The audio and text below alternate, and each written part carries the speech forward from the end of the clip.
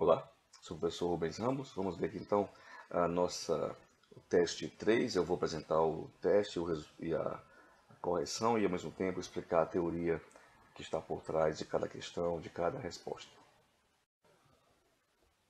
Esse teste contém 3 questões que apresentam a essência da introdução à macroeconomia. Depois teremos mais questões específicas de macro em outros 2 testes. Então, inicialmente, a ideia de PIB e demanda e renda nacional, as contas nacionais do PIB, como é que isso funciona. Para uma aplicação prática, vamos ver uma questão sobre o PIB do primeiro trimestre de 2014 agora. E, finalmente, sobre o governo, uma pequena discussão sobre a carga tributária brasileira no contexto da economia nacional.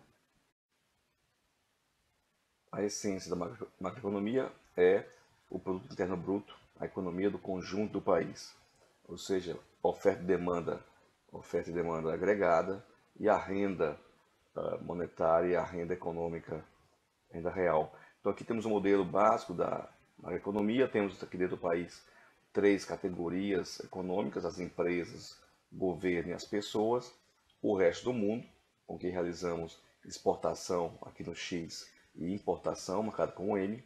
Dentro do país temos as pessoas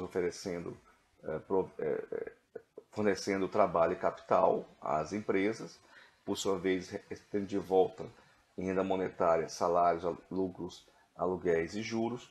A renda monetária se transforma em impostos e o que sobra em dinheiro para consumo.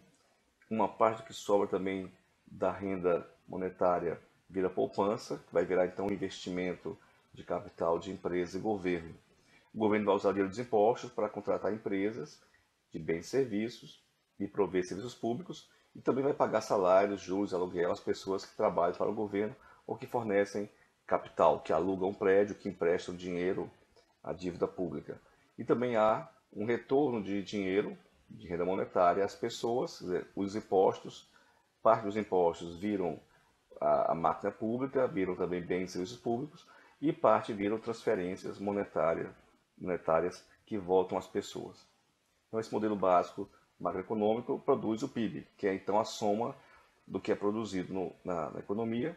Tudo que é produzido vira igual à demanda, né? Oferta e demanda se igualam em certo período.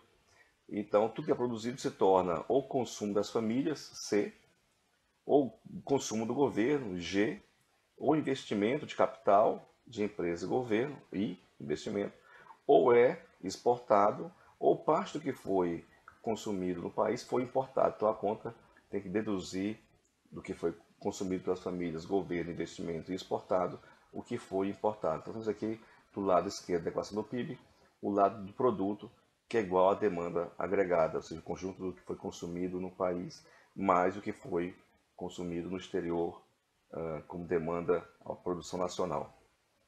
Do lado direito temos a renda monetária, que se transforma em renda real e basicamente se transforma em 3 tipos de coisas. Os recursos das pessoas, o que eles ganham, ou viram consumo, se transforma em consumo, ou se transforma em impostos, ou o que sobra vira poupança. Então a renda monetária tem essa dimensão. Em geral, em situações de equilíbrio de oferta e demanda, de exportação e importação, e de impostos e gastos do governo, teríamos um cenário típico onde investimento é igual a poupança. Quer dizer, o investimento é resultado da poupança existente na sociedade. Então temos aqui a questão, que apresenta vários indicadores, né? O PIB, Y, o consumo das famílias, C, o gasto de governo, G, o investimento, I, a exportação X, importação M, 2011, 2012, e a variação que houve nesses valores. A pergunta então é, se o governo tivesse aumentado impostos em 2013 para cobrir o aumento de gastos, G, observe que o aumento de gastos foi acima do PIB, então o PIB cresceu 6%, mas o governo gastou 10% a mais, quer dizer, cresceu mais 10%, cresceu além do que deveria ter crescido em relação ao PIB. Se o governo, na sequência, então, aumenta impostos, o que iria acontecer? Então, do lado da renda, o aumento de impostos significa redução de renda disponível para consumo e poupança. Então a letra A está errada. Os consumidores não teriam consumido mais, porque teriam menos renda disponível para consumo e poupança. Letra B também está errada. Não teria havido mais recursos para investimentos, porque teria havido menos recursos para a poupança. Que é o caso da letra C. Então haveria uma redução da poupança. E a letra E, o PIB teria crescido menos. Porque se há uma redução de poupança, há uma redução de investimento, que é uma redução de emprego, de produção, de consumo, etc. Então, redução de investimento produz redução de crescimento do PIB. Aumento de impostos, nesse caso, produziria, então, uma redução do crescimento, o PIB teria crescido menos. Essa questão trata da demanda agregada. Ora, o PIB mostra o produto que é produzido no país, que é tudo que é produzido, e numa equação entre, em certo momento de tempo, um dado tempo suficientemente longo, né, um ano, que é o cálculo que é quando você mede o PIB, a tendência é haver então uma equação de equilíbrio entre oferta e demanda, e o que é produzido é também demandado, e, portanto, oferta-demanda, oferta agregada é igual a demanda agregada. A demanda agregada, então, é o somatório do consumo das famílias, do consumo do governo, do investimento e da diferença entre o que foi exportado e o que foi importado. Então a pergunta é, qual foi o fator que mais contribuiu para o crescimento da demanda agregada no primeiro trimestre de 2014? Aqui olhando para as tabelas, vemos que importações de bens e serviços é importação M, a formação bruta de capital fixo é o investimento, caiu 2%, 2,1%, importação aumentou 1,4%, os gastos de governo, que é o consumo do governo, subiu 0,7%, o das famílias caiu 0,1% e a exportação caiu 3,3%.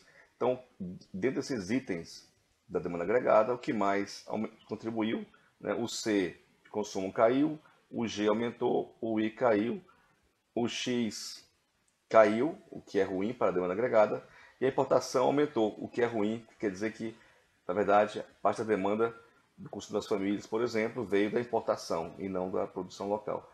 Então, o governo aqui, 0,7%, foi quem contribuiu para o crescimento da demanda agregada em 2014,1%, o que foi algo complicado do ponto de vista do cenário macroeconômico, porque mostra que as famílias estão consumindo menos e o mercado externo está consumindo menos do que estaria consumindo. E o governo é que está fazendo, está puxando essa demanda. Isso acaba produzindo, então, uma visão de cenário futuro pessimista por parte das empresas, que então reduzem investimentos e a tendência é termos um ano 2014 com o PIB fraco. Então a resposta aqui é o governo é quem contribuiu com o aumento da demanda agregada. E, finalmente, essa questão 3 trata da carga tributária no Brasil. Toda economia tem governo, portanto, o governo, para se manter, precisa de impostos. Esses impostos se transformam na carga tributária, que é um percentual do PIB, né, da economia que vira para o governo. Estamos habituados a dizer que o Brasil tem carga tributária alta e tal, etc. Mas a verdade é que o Brasil possui, no seu conjunto, uma carga tributária similar à de países de economia rica, como é a nossa hoje. Somos hoje uma economia superior à Inglaterra e temos uma proporção da carga tributária no PIB similar ao da Inglaterra, assim como a Holanda, de quem somos superiores, ou ao Japão, que somos um pouco menos, ou os americanos, Estados Unidos. Enfim, nossa carga tributária é similar à de países, até de economia mais de menor estado do que se pensa que seja a nossa, né? 38% da ordem de grandeza da nossa carga tributária, quando já foi no passado 25%. A explicação disso é que a carga tributária tende a crescer quando os países enriquecem, porque existem mais atividades coletivas do que existia antes. Muito bem. Do mesmo modo, os gastos de governo são 22% e uma outra parte é transferência monetária, aposentadoria, seguro-desemprego, etc. O que é também similar aos países citados, que dá ordem de 20%. Então, a nossa estrutura tributária e os gastos de governo no Brasil não são, em termos de valores, excessivos. Entretanto, os países ricos têm a mesma ordem de grandeza e têm serviços públicos muito melhores que os nossos.